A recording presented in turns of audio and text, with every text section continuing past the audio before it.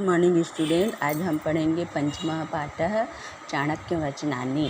ये जो श्लोक है 5 श्लोक, उस श्लोक को तुमको पांचों श्लोक को बहुत अच्छे से याद करना है और क्या बोलते हैं इसका अर्थ भी याद करना है। इसका अर्थ मैं वीडियो द्वारा समझा रही हूँ, अच्छे से समझ लोगे।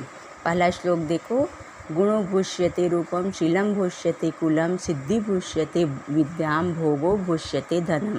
इसका अर्थ है गुण से रूप की शोभा होती है, शील से कुल की प्रशंसा होती है।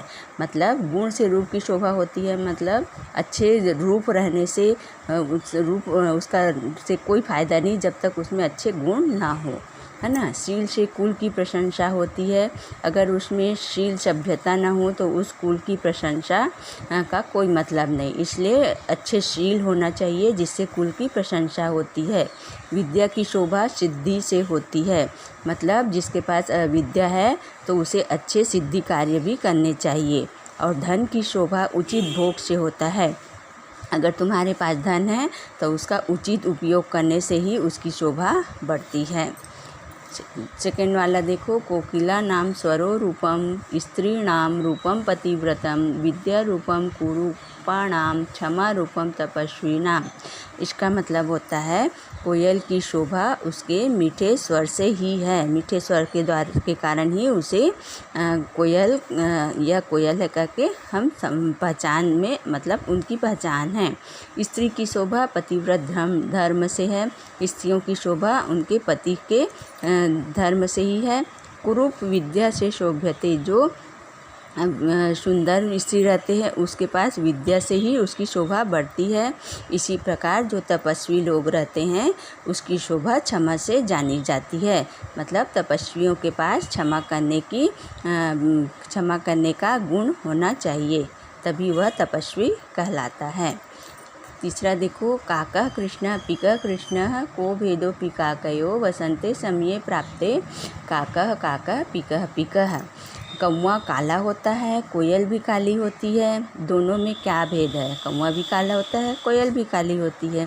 दोनों का भेद कब पता चलता है? जब वसंत ऋतु के समय आम का फल लगता है, उस समय कोयल के सुंदर मीठी मीठी आवाज़ हमें सुनाई देती है। उस समय हमें पता चलता है कि कौन कौवा है और कौन कोयल है।